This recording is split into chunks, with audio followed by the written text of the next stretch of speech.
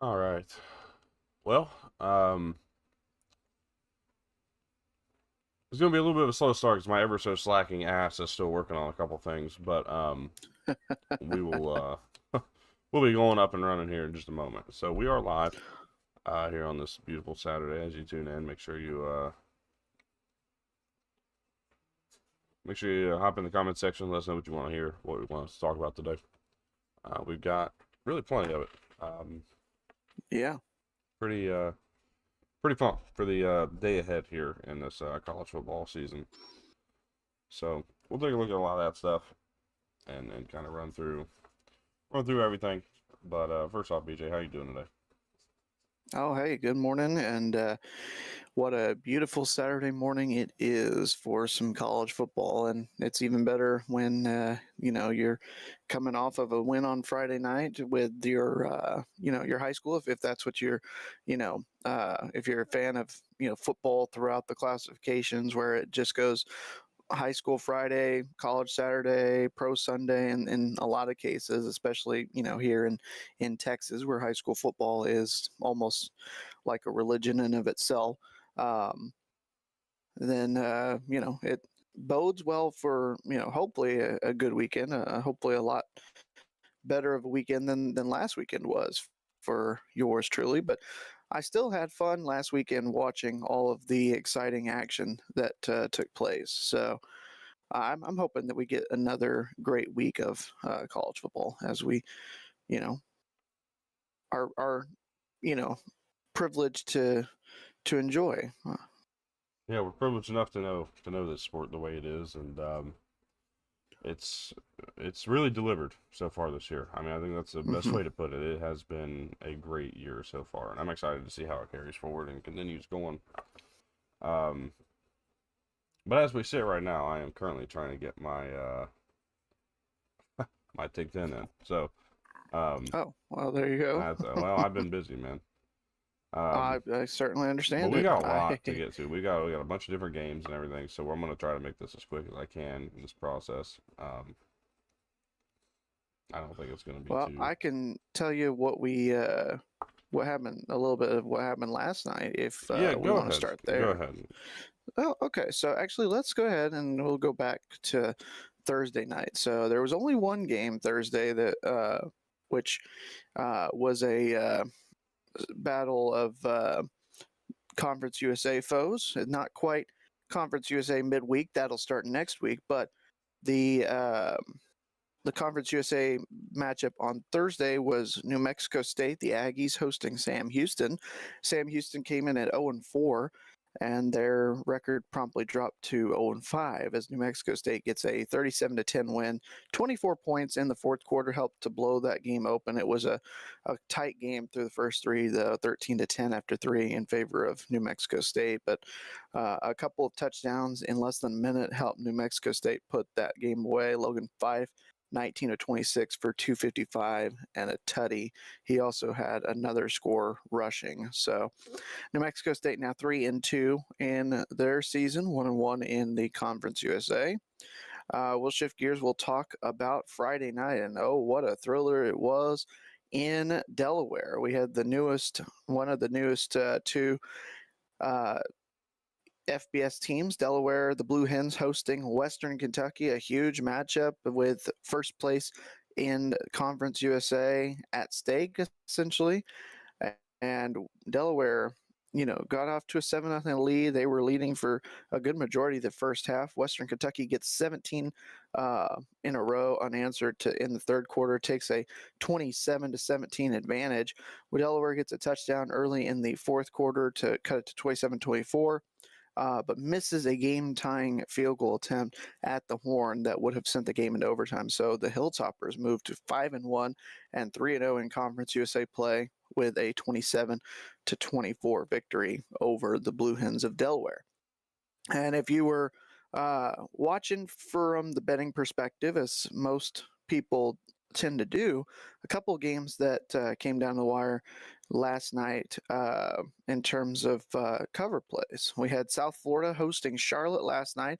South Florida jumps out. They're up 33-7 at halftime, and then all of a sudden it's like the offense got stuck in reverse. Maybe they were, sprinkled in mud or something on that field there in Tampa. Either way, South Florida with a late touchdown under a minute to go does cover the 26.5 point spread as they win 54-26. But that was one that got out of hand early, and then it was just one of those hold on to your the seat of your or hold on to the back your of your pants. seat to That would be the word you're looking for. You dumb shit. No, I'm just kidding. I'm kidding. I shouldn't be so mean on live television. This is a kid show. Five total tutties, 211 through the air, 162 more. This is a family show. Sorry, I said that wrong. What was that? This is a family show. I said that wrong the first time. Yeah. A couple Mountain West games. San Diego State obliterates Colorado State 45-24. Probably wasn't even really that close. San Diego State 4-1 and has a win over Cal. So keep an eye out on them in the Mountain West race. It's not necessarily just UNLV and or Boise. San Jose State pulls off the upset with a 35-28 victory over the Lobos of New Mexico, and both those teams' Mountain West openers. You had Walker Eget threw for 327 yards and 3 touchdowns for the Spartans to give San Jose State a Mountain West victory in their opener. There's some people unfamiliar with that name, but I would suggest getting familiar. Yeah, he's a really solid quarterback. I've enjoyed watching San Jose State, what I've been able to see of them. They're fun, man. Yeah. You also had for New Mexico, their quarterback, Jack Lane.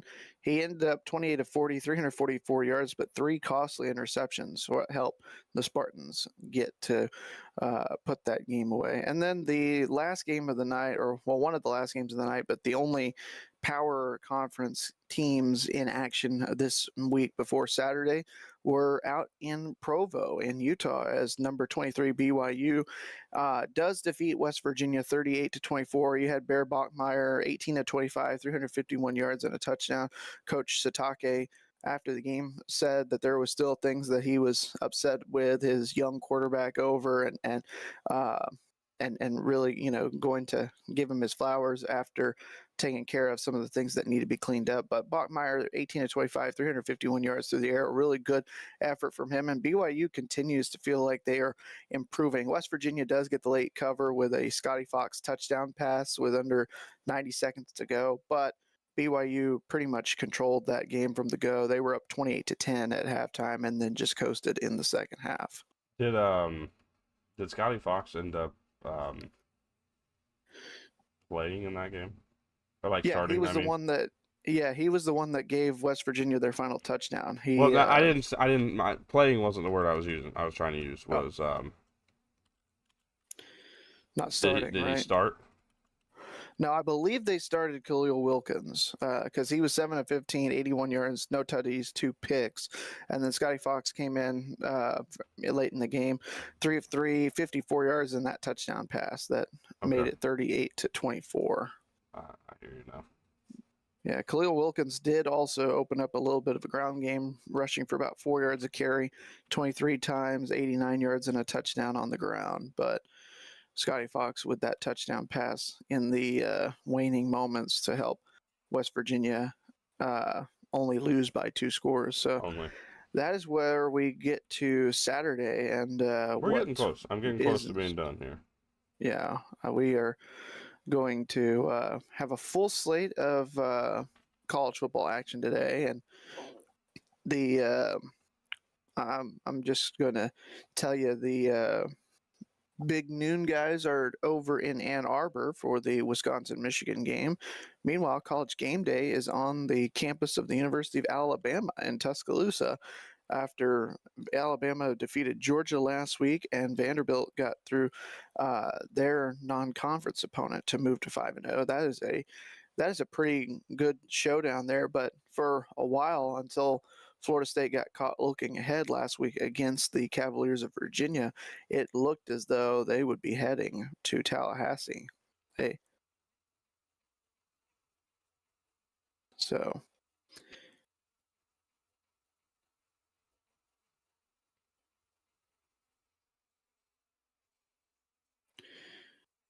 if you are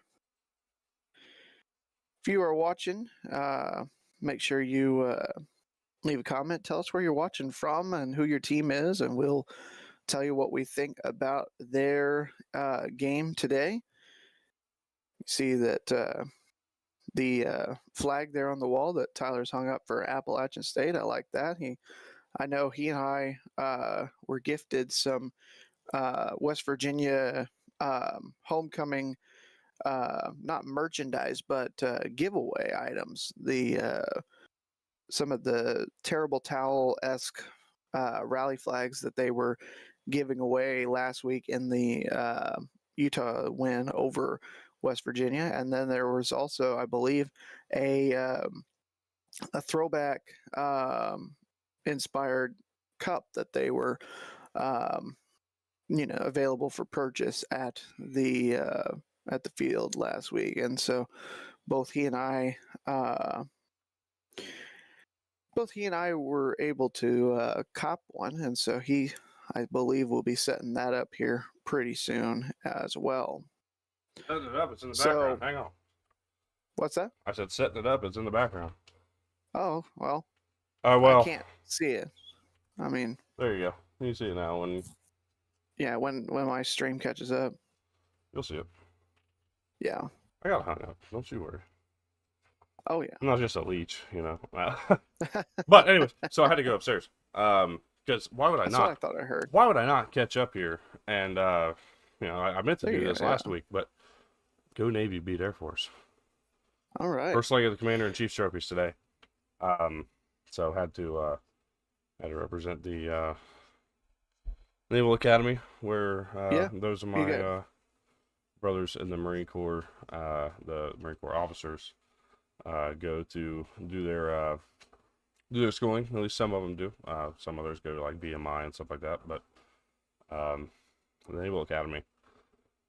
That's a big game. 13.5 point favorites today. We'll be excited to talk a little bit more about that one here down the stretch. Yeah, that's a noon game on CBS. Hopefully, if your team is not in action, you find a way to get that one on your screen, because always fun to watch two of the service academies go head to head. Yeah, every single time. They're always fun games, and it seems like Navy and Air Force end up putting on some of the more, that's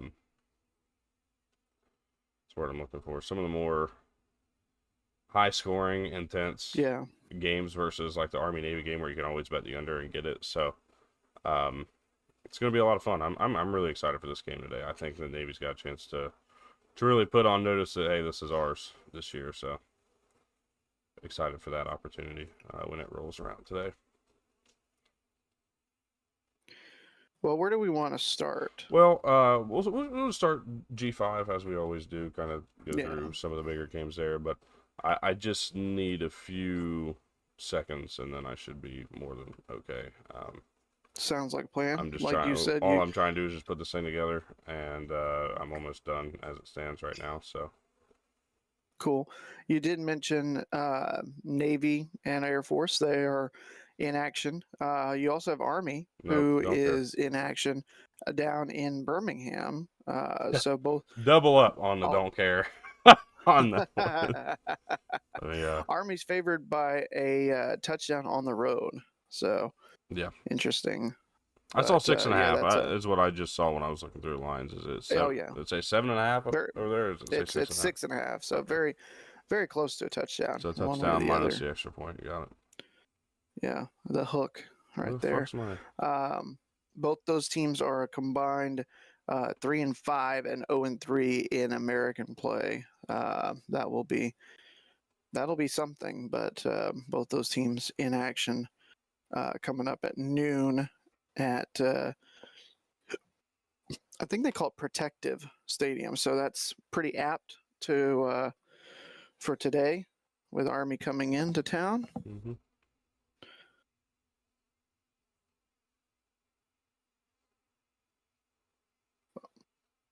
Also, before we get into the meat and potatoes of today, 4 division series games today. So if you're looking No, for something nobody's to turning off fill, college football for this shit. I'm not saying to turn And off I'm college football. actually, I'm saying I'm boycotting actually after Thursday's results. I completely understand. Although I wish that the Red Sox bats had not boycotted Game 3. Yeah. Unfortunate, but yeah. So if you have an extra spot in your quad box at some point today, about 2 o'clock Eastern, you've got the Cubs and the Brewers. That will be on TBS because of college football on TNT, I believe. At 4:08, that will be a Fox game. So right after Big Noon, they'll head north of the border for the Yankees and Toronto game, one of the ALDS. 6:38 on TBS is a really interesting matchup. The defending champs, the LA Dodgers, go and play game 1 of the NLDS at the Philadelphia Phillies. That is, a huge showdown there.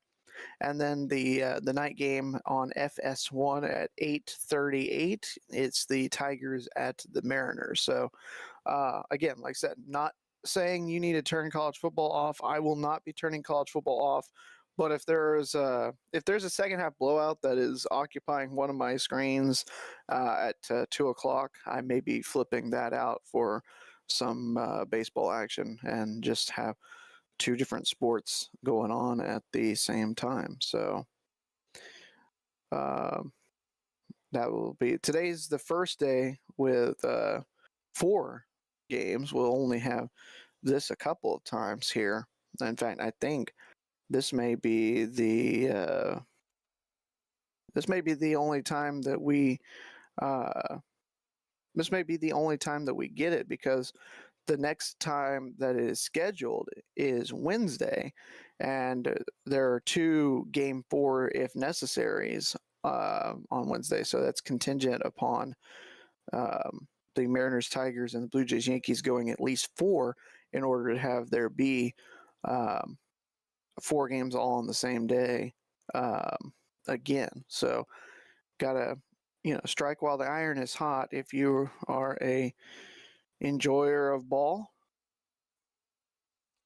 I also believe that next Thursday, will be the first day where we have, hopefully we get a game 5 to really throw that in there, but where we will have every single major U.S. sport on TV at the same time. So next Thursday would the be. NBA doesn't count, so I was to say next Thursday would be a couple of NLDS game 4s if necessary, with Friday being ALDS game 5s if necessary. Okay, so cool, even better. So possibilities with the ALCS starting on Sunday, October the 12th. So, but yeah, so what would be the four sports going on next Thursday? I know college football will have a game. NFL will be televised as well. But what are the other 2? Hockey, NHL, and MLB potentially? And when does... All right, then. So NBA preseason just started. So when's their... October 21st. That's opening night. Yeah, I was just opening saying night on NBC, by the way. Yeah. On Tuesday, October 21st for the NBA. You Rockets, got Thunder, Warriors, Lakers. So. Yeah, I was just say the defending champs opening with their banner ceremony to kick off the new era of NBA on NBC. It's going to be an exciting year for NBC with basketball coming back. It looks like they're in position to, have baseball with ESPN dropping their coverage. They've always got Sunday Night Football with their coverage of the NFL. I mean, NBC is investing in the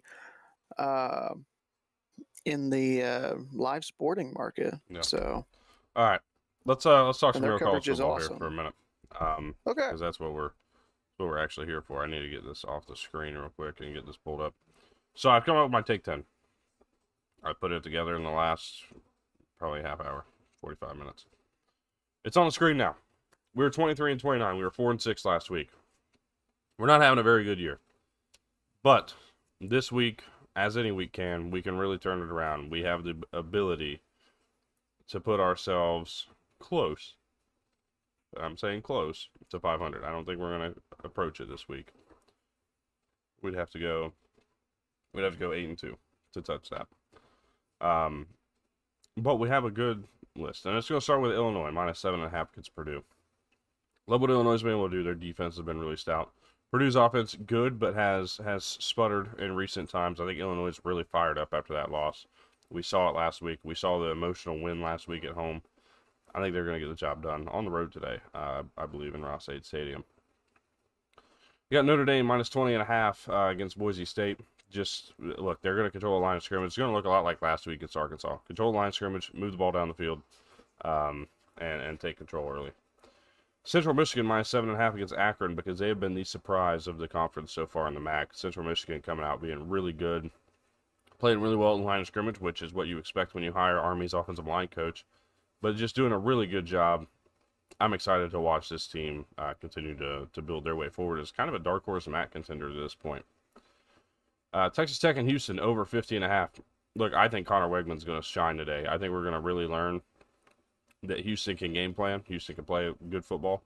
I mean, who's surprised because it's Willie Fritz, and I've been very high on what he's been able to do. Really built up a fun team this year.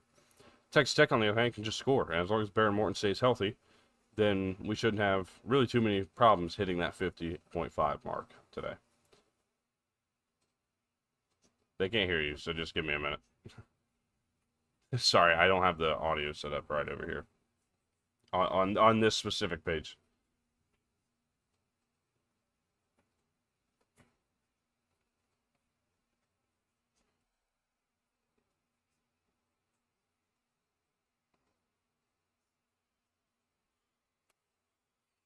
Well, I still think Hammond's going to be fine. Yeah, I'm not too concerned. I think points are going to be put up today. I'm looking forward to this one. Minnesota plus 23.5 against Ohio State. Ohio State hasn't really been able to push the ball down the field, create these big plays, and win comfortably at any point. They're playing a team very similar to me to what they did last week with Washington. The more I watch both these teams play, Minnesota runs the ball just a little bit better than Washington does, and maybe a little more effectively. Not effectively, more intentional than Washington does. I think they're going to have a solid day sticking around. I could see this game kind of being, a 27-7, 27-10 type of game, where Ohio State controls the whole way through. Just Minnesota does enough to cover. So 23.5, I like Minnesota there. Fresno State minus 13.5 against Nevada. Look, EJ Warner's been good since that week 0. Kind of, we did play very well against Kansas. They really figured it out, turned it on, and played good football. I'm really liking what they are. They get a big chance here against Nevada. Memphis minus 20.5 against Tulsa. Well, if it ain't broke, don't fix it. I'm going to keep Memphis on this take 10 until we lose one, and I don't see it happen today. I think Tulsa's been a good team, been improved, but I don't think they'll be able to hang around long run with this Memphis team. Air Force and Navy. As much as I said these two teams can score a lot, it hasn't happened that way recently. Air Force Navy under 51.5. Sticking on the unders, Clemson and North Carolina under 47.5. Don't think this game's going to see a lot of points on the board. Clemson, I'm kind of thinking Clemson 31-6 in this one. Not buying into the UNC offense, and I think Clemson's going to be able to maybe put some points up. Lastly, Virginia Tech minus 5.5 against Wake. Philip Montgomery, this team looked good last week in their first, or was it 2 weeks ago? Whatever it was, their first game under him. They've just looked improved. So, sorry, there are 2 games since then, as a matter of fact, because they played. Yeah, that's right, but have looked much better. And I think once again we're talking about a team with some talent. Philip Montgomery may be a quiet pick to take this job if he's able to continue to coach his team the way they're playing right now. So that'll be interesting to watch. But that's the take 10 we've got. So let's see if we can get ourselves closer to 500, back on the right track, and moving forward. So BJ, now that I welcome you back to the screen, what do you think of that? I don't have any really big qualms. Wake played good last week, but that was also a home game. Virginia Tech, I think, is still a better team, and I think they're going to be, especially at home, playing a little bit better than we started I can their see season 7 to off with. 10 is where I'm sitting right now, and Hmm. so that touches the 5.5. So that's all we need. Yeah, yeah, exactly. I mean, last week it felt at times like Virginia Tech uh, was like going to pull away and really um, just put the Wolfpack in the dirt, but that's not something that you really see against the Dave Doran squad. Virginia Tech getting the victory the way that they did was enough control for me to say that they have improved for sure since the just the embarrassing lack of effort. Really, there's just no other way to put it um, under what's his face Pry and that Old Dominion game. So I don't have any qualms really with any of your take 10. I'm hoping you go 10-0 this week. I would love it. Now I'd be pissed I that know you I would. didn't put the full parlay in like I normally do. Uh, but Got a couple anyways, different pieces. well, no, it's not a I don't do a full parlay. I bet them all individually Oh, okay, and gotcha. kind of utilize betting boosts and other things to try to put Hmm. myself above where I normally am. So hopefully I can get a couple positive weeks and get myself back up to where I was when we started the Yeah. season. That would be nice. Um, so let's go ahead and roll through some of these games. Or the American Athletic Conference, we've talked about it. Air Force and Navy. Um, Navy's undefeated, 13.5 point favorites. I love that number too, but I'm just going to stick to that under 51.5. Hmm. Um, man, let's go. Let's go mids. We're gonna have a big day today. Go So, Navy, beat Air Force. yep, and Army. Uh, Army at UAB. This is a game I think Army will be able to win, but UAB's played well to this point in the season. Their biggest thing is their defense. Depends on if they're able to make one or two stops that can really change this game around. Right now, I like Army to win. I think I like UAB to cover. I think it's going to be a close game. Yeah, the thing about this is that it is so tough for a defense to get just a week. I believe they've had two though. UAB played Tennessee on the 20th, so they've had a couple weeks to get ready for this, Army rushing attack. So they're how well did they utilize their 2 weeks to get ready for the option that Army will throw at them? I think if they are able to get a turnover or two, they've got a shot. I'm going to take Army just to be safe, but it would not surprise me if UAB finds a way to end up defending their home turf. All right, UTSA at Temple. Watch out in this one. I like Temple to cover. I like Temple to maybe win this game. KC Keeler's done a really good job. Evan Simon has been a fun player to watch in this offense. I wouldn't be surprised if Temple gets the job done. I know everybody's all excited about UTSA, Jeff Traylor being in all these coaching rumors, um, but I think they get a little bit of a surprise today when they go up there to Lincoln Financial Field. Devin McEwen for UTSA is averaging nearly 10 yards a reception. I think that's one of those that hasn't been talked about a whole lot because UTSA has not been throwing the ball around as much as they have in years past under Traylor. That's definitely something to keep an eye out on with Owen McCown returning as their quarterback. Big name Robert Henry Jr. that you need to know. UTSA is going to try to run the ball at will and see what they can do against this Temple defense. I think UTSA is okay. I think they're going to be able to win this game. FAU goes on the road to face Rice. 4.5 point favorites are the Owls in this one, and well, I should specify the Rice Owls in this one. I'm going to go ahead I and was take that. I like what we've seen from Rice early on in the season. They played a really fun brand of football under Scott Abell yeah. in this beginning. Um, so we'll see. We'll see where it goes. I'm still pretty high on Zach Kitley and FAU to stick around in this game. I like FAU to make this thing close at least. We'll see how it ends though. I'm going to say give me food. Give me the Rice Owls. Here's the thing. Veltkamp, the quarterback for FAU, he's averaging nearly a pick every time he throws a touchdown. 8 touchdowns, 7 picks so far this year. If he could play mistake-free ball, Florida Atlantic has a shot. I'm going to take Rice to defend their home field tonight in Houston. Tulsa on the road against Memphis. Memphis minus 20.5. It's part of the take 10. I was just talked about Memphis wins, covers, move on. Memphis wins, covers, move on. Let's go down to the Conference USA, which only has Only one game today. Wow. 3 games total this weekend, which is nice. New Mexico State. They'll get everything obviously going with the midweek next week, right? Yep. FIU on the road against UConn. UConn 6.5-point favorites. I think it's going to be a little closer than that, but I'll go ahead and stick to UConn. They played some fun football under Jim Moore this year. Yeah, I'm going to take UConn as well.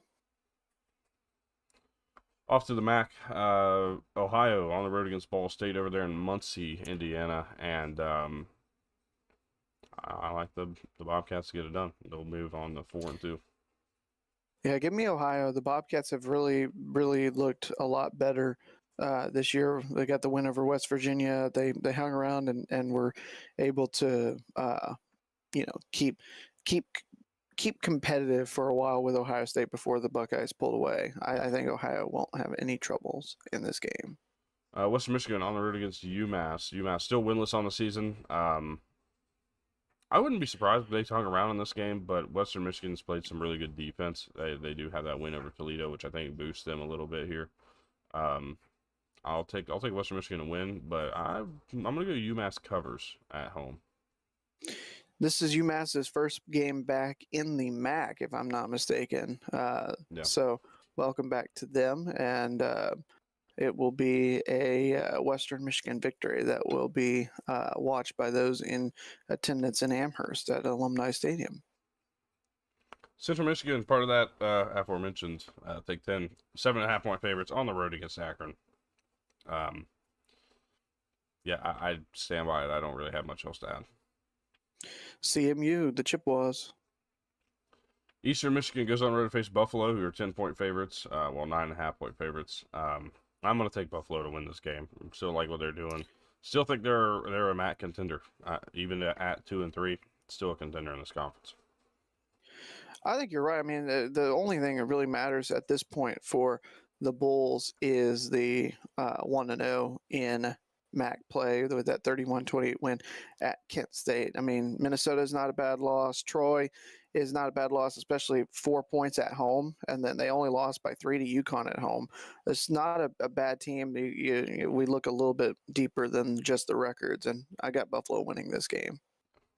Miami, Ohio goes on the road to Northern Illinois. I wasn't willing to put anything on it, but I'm taking Northern Illinois to get the win here at home. Just like what they've tried to do. And again, I think this is another team this is a team, not another team in this conference, but a team in this conference that's really trying to go out on the right foot.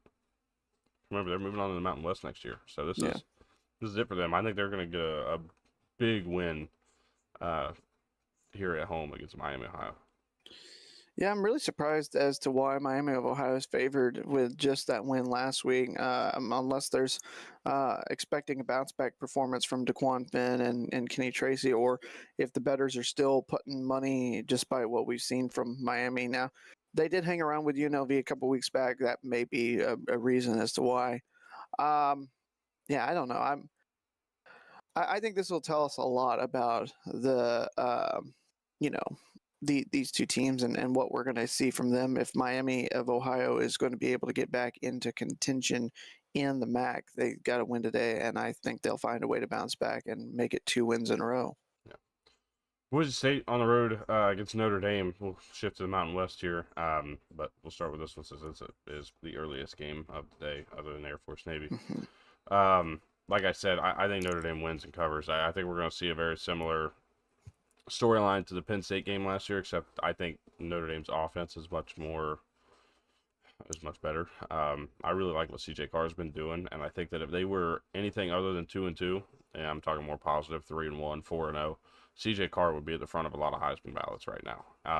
Just plain and simple. He's played really good football all year long.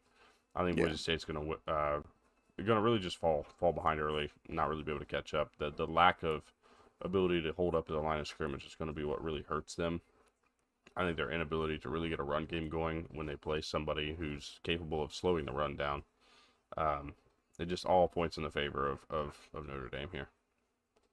Yeah, it does, and I think Notre Dame will be able to pull away in this game.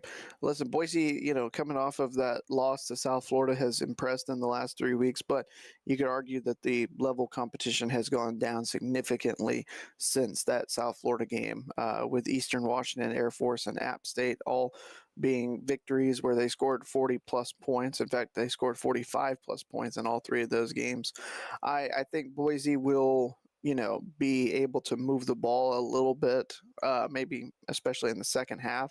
But I think that I think Notre Dame is in no real trouble, and I think they'll cover. UNLV on the road against Wyoming. Dangerous spot. Yeah, pardon me for saying this might be this is an upset spot here if you're UNLV.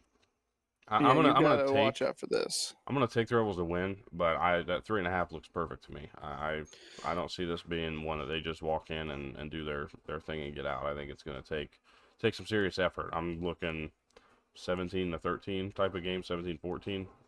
It's gonna be a close one. Yeah, gotta find a way to have this on the on the screen at some point tonight. This will be a very interesting matchup between these squads. I think Wyoming can pull it off. I'm going to take UNLV to squeak it out, but this is a Wyoming team that not a whole lot of people are talking about them, and probably with good reason. But they are sneaky despite what their record may indicate. UNLV is in definite trap territory here if they do not come out and have their best foot forward to start the game.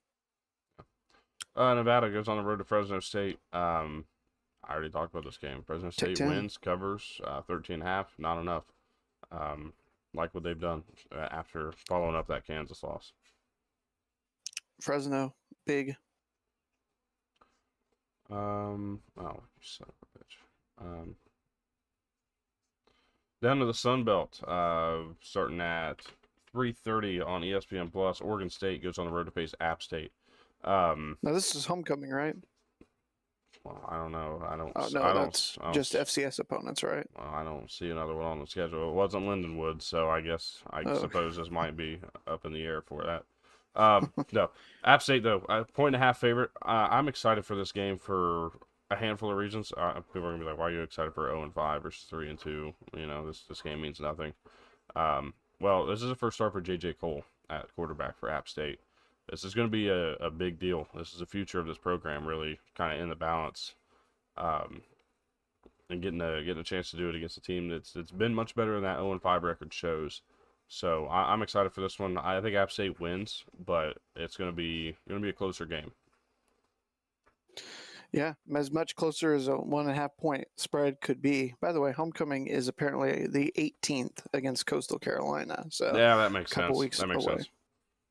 That does make sense. So, anyway, all that to say that I think Oregon State, if they can get off to a fast start, and even making that cross country flight is not going to be easy on them. If they can get out to a quick start and be able to kind of try to take the Mountaineer crowd out of it, they've got a shot to get their first win. I think App State does end up winning this game, but I wouldn't be surprised. Oregon State looked a lot better in an obvious look-ahead spot last week for Houston, playing up there in Corvallis. Beavers, they may be 0-5, but it's not necessarily because they're devoid of talent. Malik Murphy is, I think he's going to have a mistake-free day for Oregon State to win. So, they just game day just came back on, and there's this dude wearing this Alabama onesie type thing, like this elephant, and it had no. Just look at me real quick, because I can only describe this visually, but well, you won't be able to see it on live. But I'll see it here in a second. So it has the 2 eyes, and then the trunk in between that hangs down. It looked like fucking dick and balls, dude. It was so stupid. It was so ridiculous.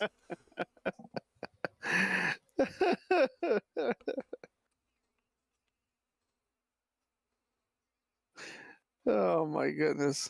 I have a sneaking suspicion Pat's not giving any money out today. I got a sneaking suspicion. Probably not. Um, anyways, JMU and Georgia State. This game going to be played at the old Turner Field, formerly known as Turner. I don't know Hmm. if they still call it that or not, but No, it's Center Park now. yeah, of course. But JMU wins. I like them to cover. I didn't take it simply because I'm not overly confident, but I think JMU takes control of this game. Yeah, Georgia State's taking a big step back this year. I've got JMU big. Texas State takes a trip to Jonesboro to face Arkansas State. Again, another game I like Texas State to cover, but then being on the road, Arkansas State's played tough at home, contrary to their road woes. I like Texas State to win though, and again, Texas cover. State, yeah, Texas State wins by more than Iowa State did at Centennial Bank. Give me the Bobcats.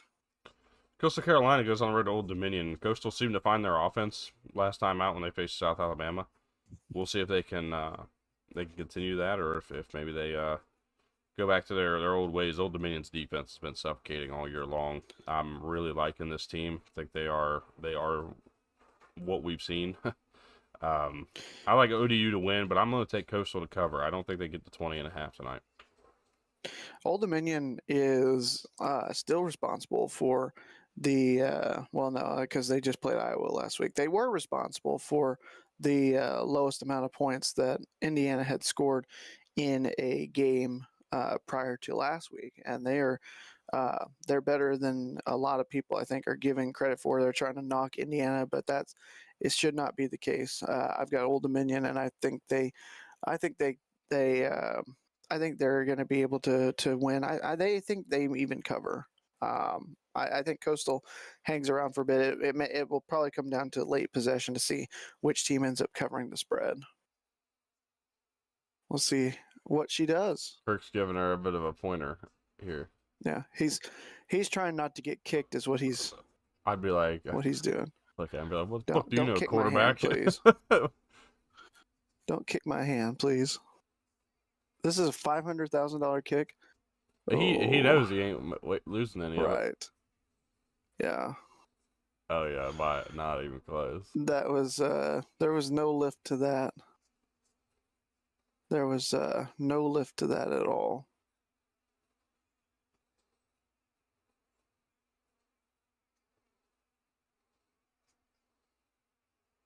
Is she gonna re-kick it? I think I was gonna say he's gonna give her another chance. Is he gonna give her $1 million if she makes it?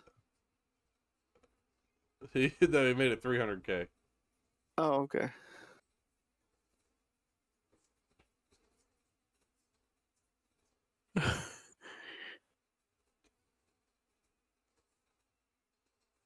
Hey, there you go. Pat was in a generous mood. Oh, At a baby Herbie. all Herbie had to do was throw it through the uprights. Yeah. Throw it through the goalpost. I'll tell you what though, that's 33 yards in a suit. Yeah. That's a 33-yard pass in a suit. Over Yeah. 33. Give Herbie Yeah. some fucking credit, dude. I mean, yeah, he's still got the arm. I mean, I know this dude's an athlete, but what I'm saying is like that's impressive to do in a suit that you have tailored to fit you. There ain't a lot of movement in those fucking things. No, Impressive work there. Give credit where credit's due. Yeah. Holy shit. Good job, Herbie. All right, so South Alabama against Troy. This game's gonna be played down. Kirk is a man of the people.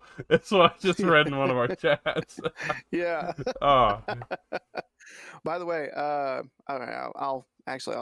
come back to that. No, go ahead. No. We're gonna talk about this game here in a little bit. So South Alabama against Troy later today. I'm gonna take South Alabama. Still buying in them.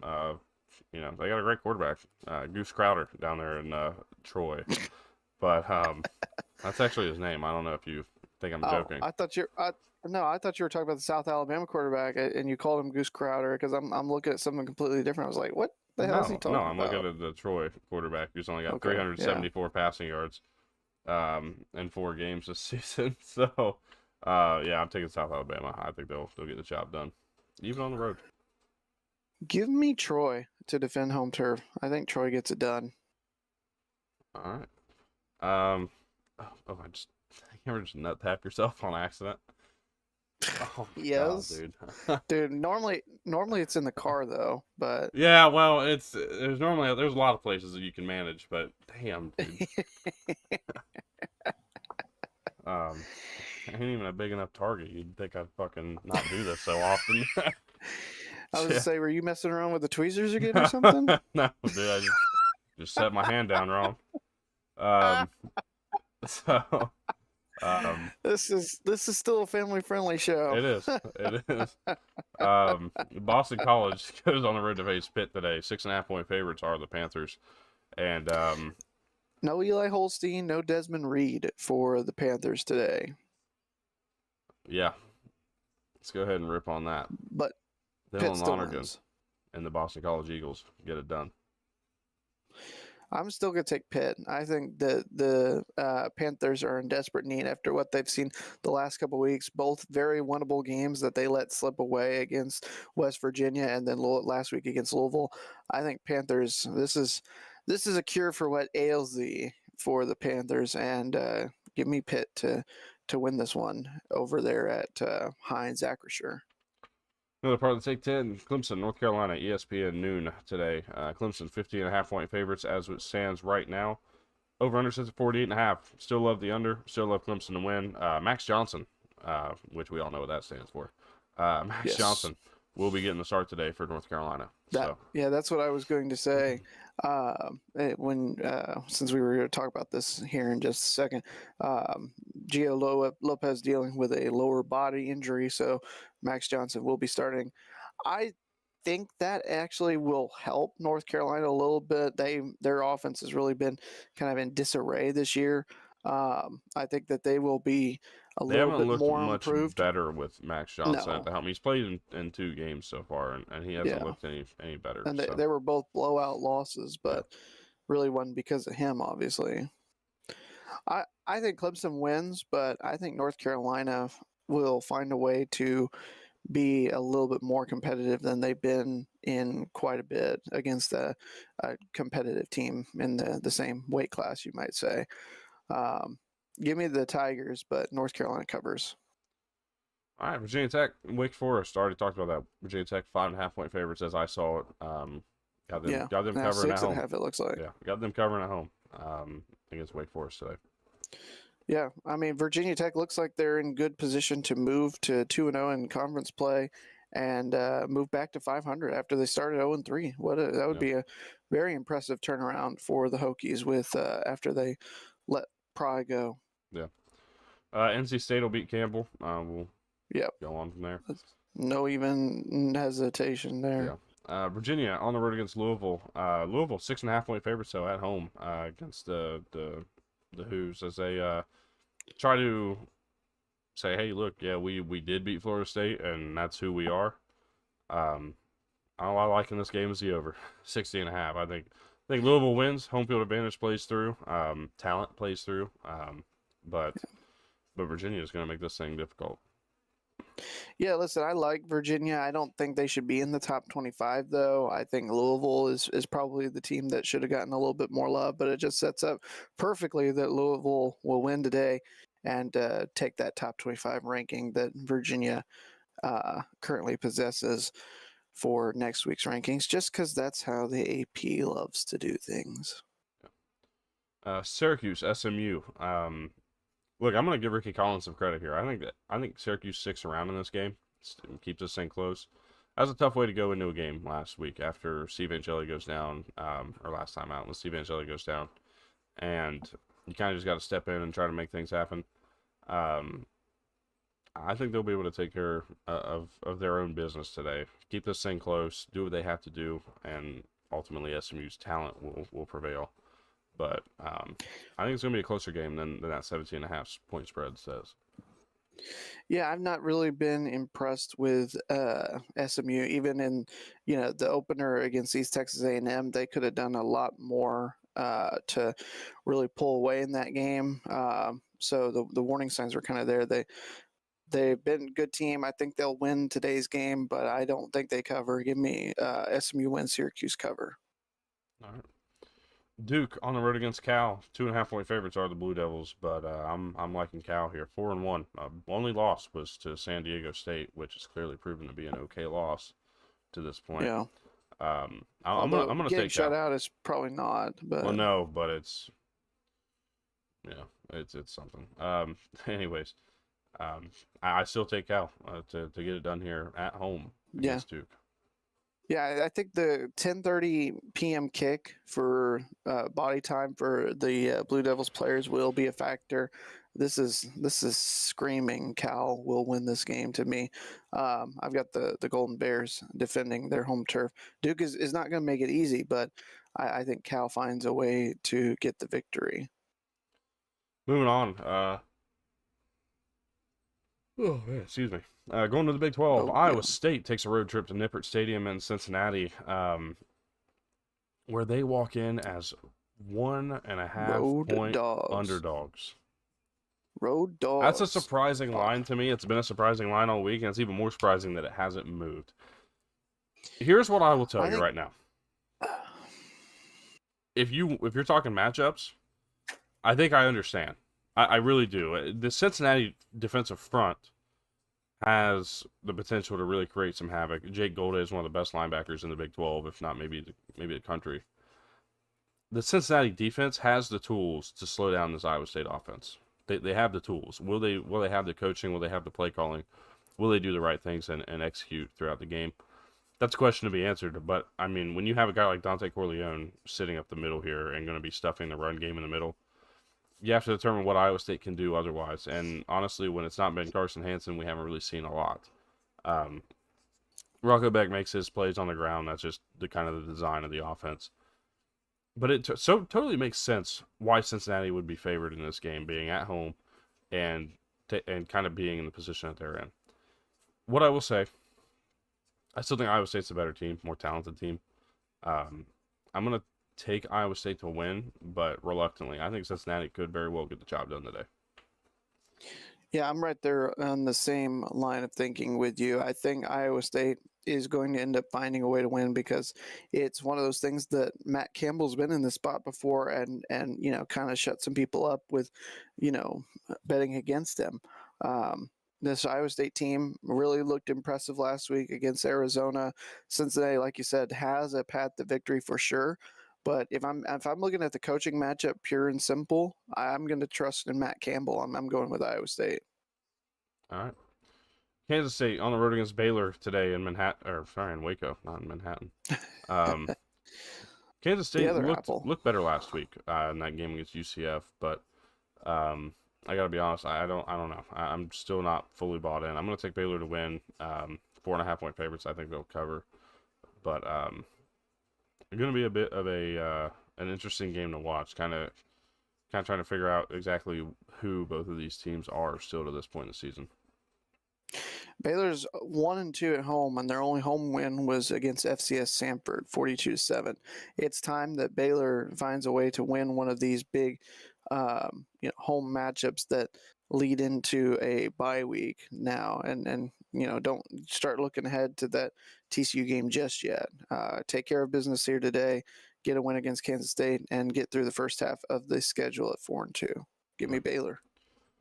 Oklahoma State goes on the road to Arizona. Tucson and TNT hosting this game today, so excited for that. I'm going to go ahead and take Arizona to win. I'm not sure about the cover. Oklahoma State's been able to find their way to cover a couple bigger spreads lately, but I would venture to say that Arizona's more likely to cover than not. Yeah, I think Arizona wins. I think this could be in line for a McLaughlin special. If we're being honest, I hope Oklahoma State puts up a little bit more of a fight like they did last week. I really don't know what to expect from the Cowboys. Give me Arizona big. All right. Colorado goes on the road to face TCU 7:30 on Fox is going to be that game. Mm-hmm. Second game in a big time slot, by the way, on a big network. That's pretty awesome at that point. But TCU, 13.5-point favorites. Like that number. Like the cover. I think TCU is going to continue to prove themselves as one of the favorites here. I'd like to see the Frogs be a little bit better with their ground attack. They've been without Jeremy Payne here the last couple games. It didn't really affect them as much against SMU, but it really hurt them last week against Arizona State. They, offensive line was not able to withstand the pressure the ASU had, the twists and turns, the stunts that the defense was doing. It really gave TCU fits, and Hoover, uncharacteristically, probably because of that pressure, had more turnovers than he usually does. I don't think Colorado is going to be able to make it that difficult for the Frogs offensive line. I think being back in the confines of Amon G. Carter will be, just what the Frogs need. I think TCU finds a way to bounce back and gets a win over Colorado, and I think they can find their way to a cover as well. Kansas makes her way down to the bounce house to face UCF, a team that just took their first loss in the Scott Frost era in what's been since years. 2016, something like that. I'm gonna be honest. I think UCF can get the job done today. We got two quarterbacks who play a very similar style. It's just gonna be a lot of fun to watch who steps up and makes the plays when they matter the most. But I'm gonna take UCF to get the home upset, if you will.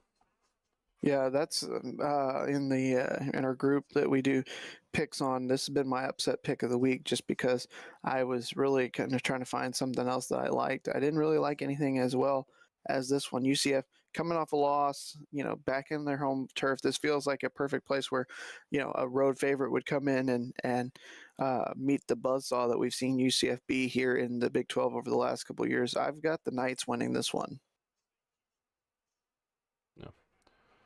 Moving on to the Big Ten, Wisconsin and Michigan, Big Noon kickoff here today. Michigan 17.5 point favorites. The over-under sits at 42.5, but I think Michigan wins and covers.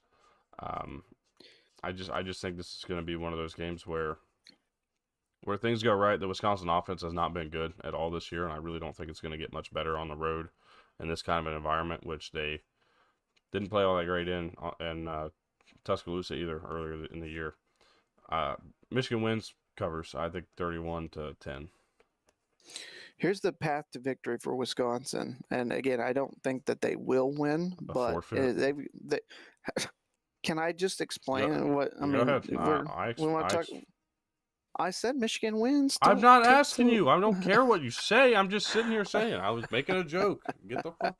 Move on and say what you gotta say. You're the one that brought fucking basketball and baseball into this shit. So let's go ahead and. Well, I was trying to kill time so that you could get what you needed to get done. Could have killed it in a different way. Go ahead. Go ahead. Let's see what you got. All right. So if Wisconsin's rush defense has been pretty solid this year, and the MO for Michigan, they're going to want to assert their dominance in the trenches and run the ball at will with Justice Haynes and the Michigan ground attack. If Wisconsin can get the Michigan, rushing attack a little bit out of sync and make Bryce Underwood have to step up and be a good passer and complete some of these passes that he struggled with this year and make, after what we saw a couple games back against, or actually it was last game out against Nebraska, where Michigan's receivers had some drops that you would say they need to hold on and make those grabs.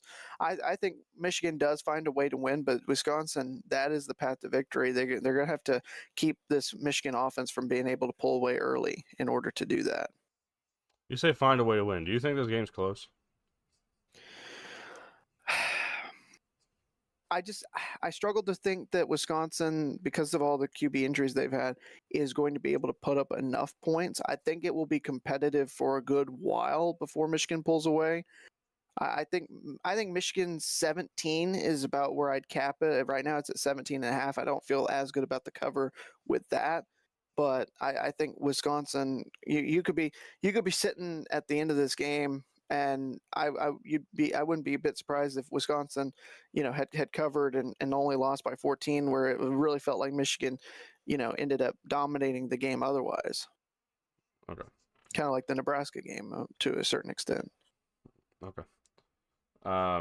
Moving on, Illinois on the road against Purdue. 7.5 point favorites are the Fighting Illini, and I think they'll be able to get that job done. Took Illinois to cover. I'm going to stand by that as we move forward here. Luke Altmaier, 11 touchdowns, no interceptions this year. Don't get caught looking ahead to Ohio State. Illinois take care of business. I think they'll get it done and move to 5-1. Penn State on the road against UCLA. I'm not. I don't know. I'm not really buying anything about either of these teams from this game today. I'm just Penn State wins. UCLA has not led a single second this season. That will not change today. Penn State, big.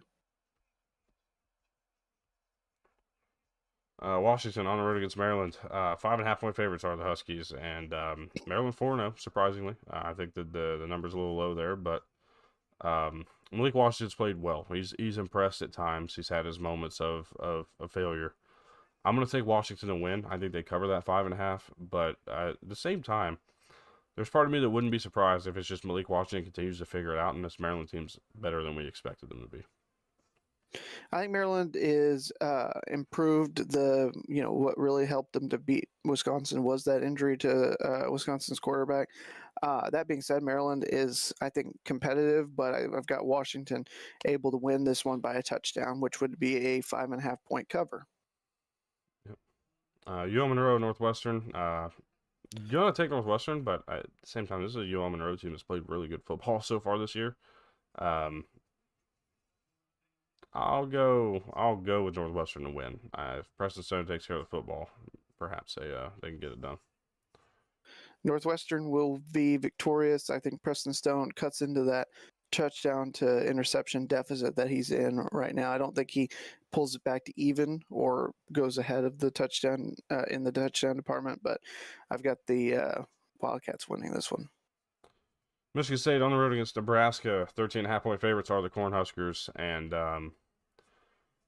I don't know. I think that's proper, personally. I think Nebraska's about that much better, but we've seen some wackier games in this series specifically where Michigan State hangs around or Nebraska hangs around, or where they just play like an incredible football game. Yeah. So I'm not gonna say one way or the other what I believe to happen. I think Nebraska's a better team.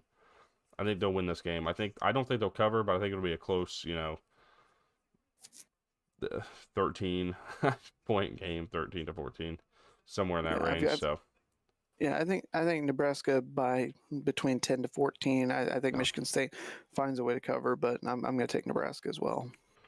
Again, 7:30 on NBC. Minnesota against Ohio State. As I've said before, I think that there's still a lot to figure out from this Ohio State offense, specifically from Julian Sand, that we just haven't seen yet. This team hasn't needed to do it. I don't think tonight's going to be a night where they need to. But in saying that, I think that makes tonight another night where Ohio State just doesn't quite get that cover off. Give me Ohio State, or give me Minnesota, plus 23.5. Give me OSU to win, though. Yeah, I mean that's what what we've been saying is that Ohio State hasn't needed to, and really shouldn't have to until maybe November, maybe even late November before they take that next step and kick it into gear. I think they're going to have to figure it out against Penn State.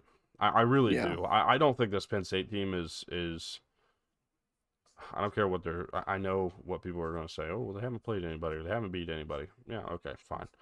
But this is a Penn State team that I think is still a really solid, really talented team. Has two of the best running backs in college football, and has a really good defense too. I think the biggest concern for me now is that they're missing Tony Rojas. We'll talk a little more about that down the line. But they're missing Tony Rojas for a good amount of time.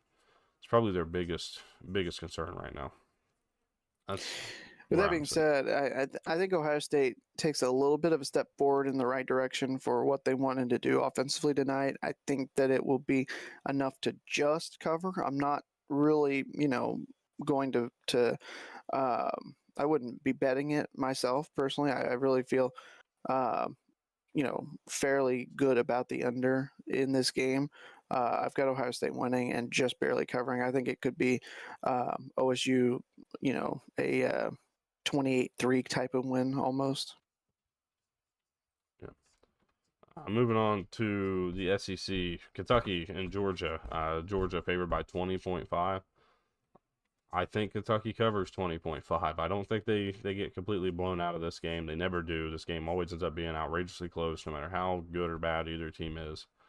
I think Georgia to win. I think it's about 2 touchdowns probably is a fair number in this one. They could get that third. They could make it 20, 21, but I see Kentucky covering this game. Just tends to be the way this series has gone. Yeah, that does, especially in Lexington. Georgia has had some struggles with Kentucky here recently under Stoops, but they haven't lost to them. I don't expect that to be the case today, especially coming off of last week where it was one of those just, almost the Georgia fan base kind of, demoralizing because it's another example of, what can we do differently? What are we doing that we can, really just get back to being able to win these games that we're favored by. And that starts today with the Kentucky Wildcats coming into town. I think Georgia is going to be able to flex early and often. I think Kentucky will stick around for a bit, but I've got Georgia actually covering. I think this is kind of that, just when there starts to be doubts and creeping in about the Bulldogs, this is when they respond in kind with a big home win. I've got Georgia and big. Yeah. Texas on the road against Florida. We'll learn a little bit about Arch Manning today. I think this Florida defense, albeit the team struggles, the defense has been fairly solid this year. I'm going to go ahead and take Texas to win. I think that's how this game's going to go. But again, we'll learn a lot. We're going to learn a lot today about Arch Manning. First defense to score wins. No, in all seriousness, yeah, it's both of these offenses have been just Pedestrian. subpar. I mean, they've just been yeah, they have not been great all the first 4 games of the year. I have more faith in Texas's offense, and I think that's what's going to get them the victory here in today's game. Florida will stick around. It will be a rough environment. How does Arch Manning handle it after what we saw some of the struggles against Ohio State back in week 1? This is the first road test since then. But I just have very little faith in Florida's offense to really make this a competitive game. It's going to take Florida's defense, I think, to give them a shot. Give me Texas ever so slightly. I think Florida covers, but I'm going to take Texas. Kent State on the road against Oklahoma.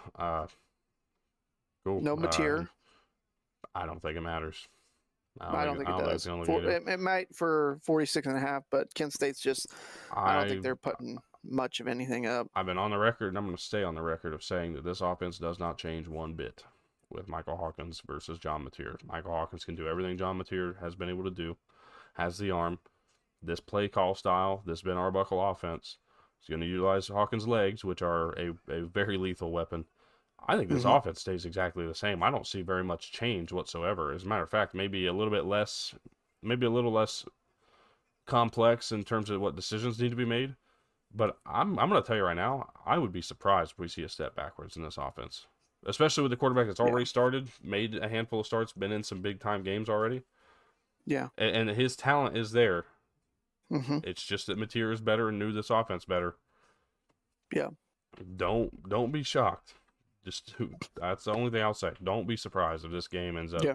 If this Oklahoma team does it this week, and then Mateer's missing next week, don't sleep on this team when they go play Texas. Because I'm telling you, if you give me Oklahoma plus 6.5 against Texas, or Oklahoma plus 5.5 or whatever, I'm taking Oklahoma money line all fucking day in that game. Hammer it. But anyways, I'm right there with you. Oklahoma big.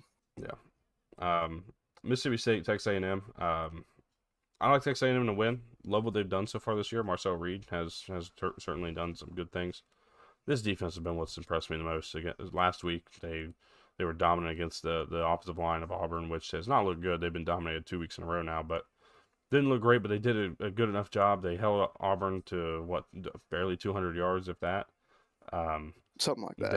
They were effective last week. This week it's going to look a little different.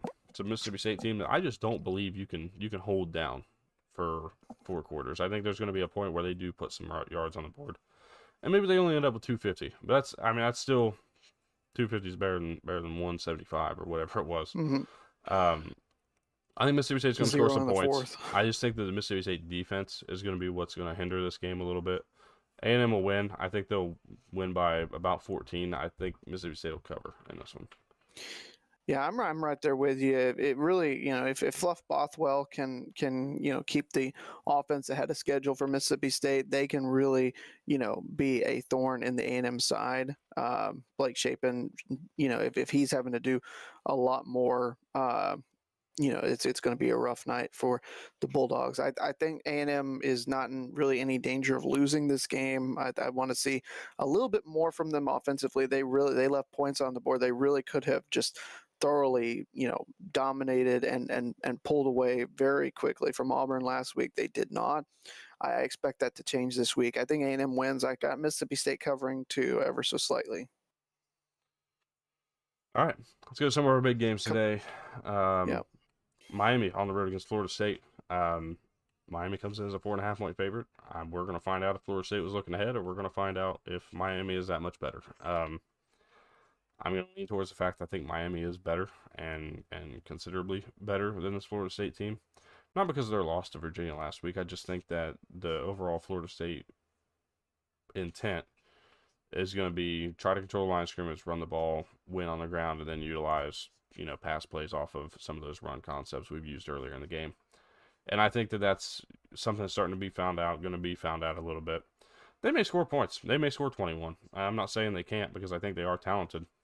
I think Miami's going to be a little better. I think Miami 31-21. I think both are true. I think Miami is better, and I think Florida State was looking ahead last week. Not to take anything away from Virginia because they played a really good effort. They've improved themselves, but this was that was one of those classic look ahead spots because they thought that they were going to be able to go in there and kind of just laid the muscle down, and Virginia would go cowering in the corner. That's not the case, and give credit where credit's due to Tony Elliott and his guys for sticking in that game and running the ball efficiently and able to do that in droves to help them escape with that double overtime win. I think what we saw last week is the path that's going to lead Miami to the victory as well. They've got the advantage in the offensive trenches. I like what we've seen so far from Carson Beck. He's not had to do a whole lot, but Mark Fletcher, is really the bell cow that's going to give Miami the comfort that they need to go in there. And even with a hostile environment, I've got Miami finding a way to win this game, and I like I said, Florida State, they've got the talent, they can be competitive, especially at home, especially at night. But I think Miami's just a little bit better, and give me the U. Texas Tech, Houston. We didn't go over that game yet, did we? No, we did not. All right, Texas Tech and Houston. This game is going to be played at TD-ECU Stadium down there in Houston, and I think there's a lot of people with this game on upset alert, and I think it's a rightful reason. I really like this Houston team. I've been very vocal that this is a team that is a serious contender, a serious sleeper in the Big 12. A win tonight, and that shoots that notion up tremendously. However, I think that at some point this defensive front from Texas Tech is going to be able to make their plays, control this game, and ultimately go home with a win. I think that's something that we've seen Houston struggle with is just pass protection overall. Eventually their run game will get figured out. I think that we're just looking at a team with a little bit too much talent on the field versus what we'll see with Houston. I got Texas Tech winning. I think they'll cover. They'll be pretty close. It was 10.5 when I saw it originally. I think they'll cover the 10.5, but it was 12.5. I think I like Houston to stick around. So I know only 2 points, but it is a little bit of a difference with what I have. Yeah. I don't know. I think Houston sticks around in this game. I really do. It's hard for me to just go Texas Tech cover, but I think that's what I'm going to take. 35-24 kind of game. Yeah, I'm right there with you. I initially had Houston covering, but I mean, Texas Tech's defensive coordinator came over from Houston, so kind of a familiarity with what the Cougars and Willie Fritz are wanting to do. Texas Tech has the talent advantage as well. It doesn't matter to me whether it's Baron Morton or Will Hammond that is going to go for the Red Raiders. I like their advantages where it matters most. I think Texas Tech finds a way to pull away late and gets the cover. I'm going to go Red Raiders, and I'm going to give them a cover as well. All right. Lastly, probably the most excited game we have today is Alabama and Vanderbilt. In Tuscaloosa, the Commodores come in looking to go back to back, looking to take down the Tide for the second time in a row.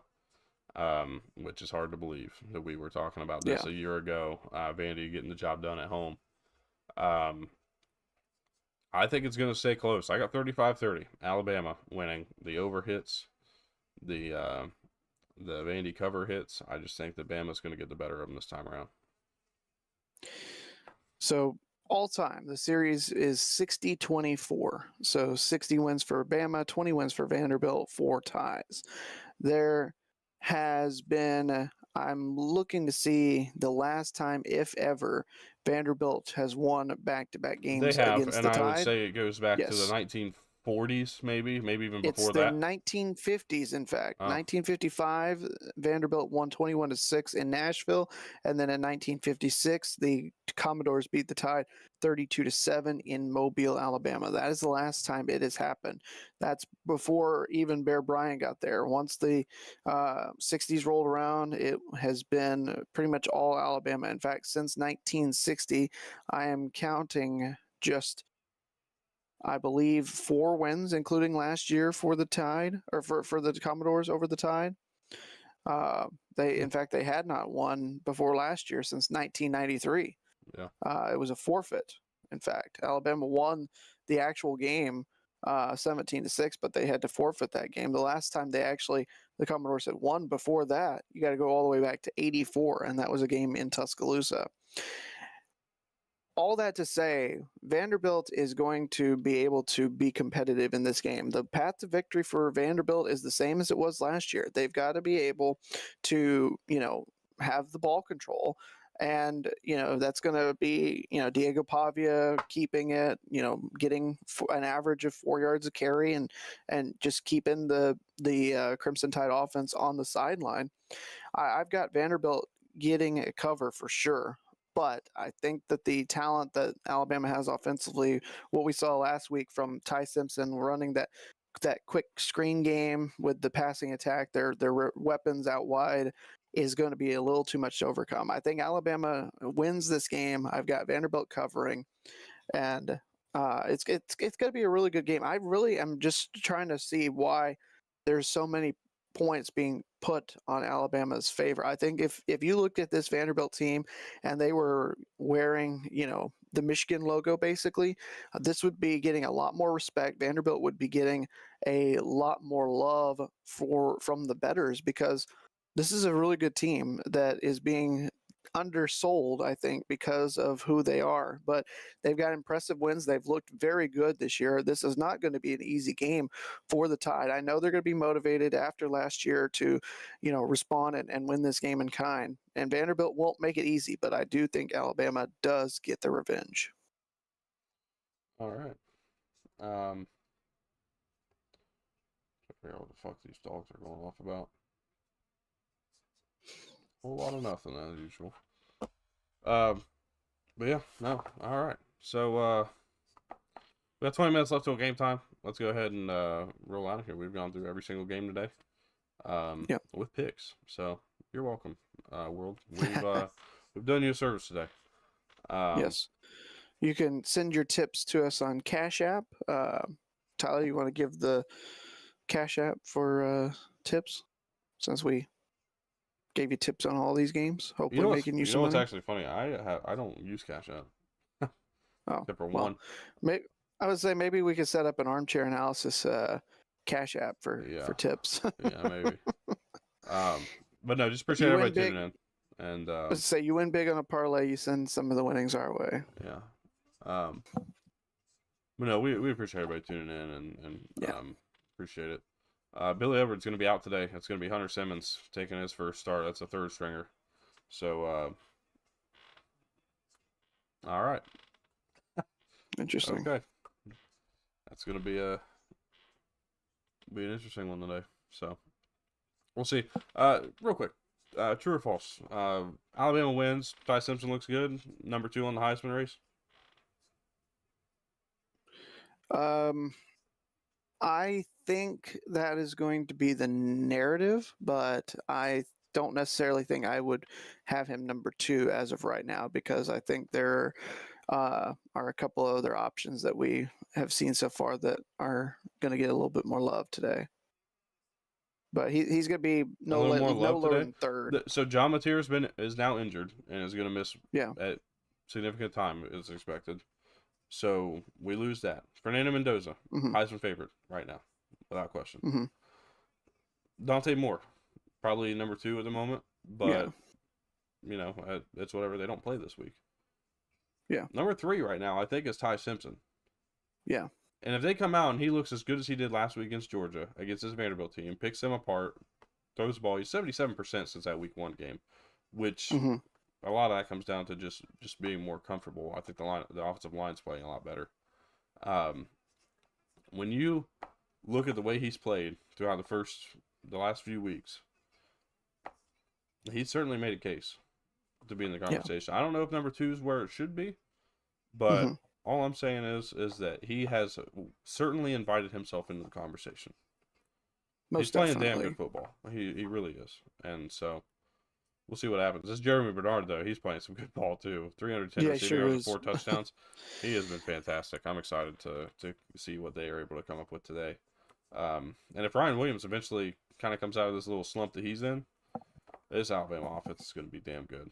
I mean, there's a reason why a lot of people were, projecting them to have a really good year and be back in the playoff. And some people were even saying they're capable of winning the national championship. The way that they have looked here over the last couple of weeks, that certainly can still be the case. And they're going to have to, play very, very solidly, especially with some of their road tests that are still on tap in order to do that. Yeah, 11 touchdowns, no picks so far in the year for Ty Simpson. He's been still delivering. It's tied for the most without an interception, if I'm not mistaken. Yep.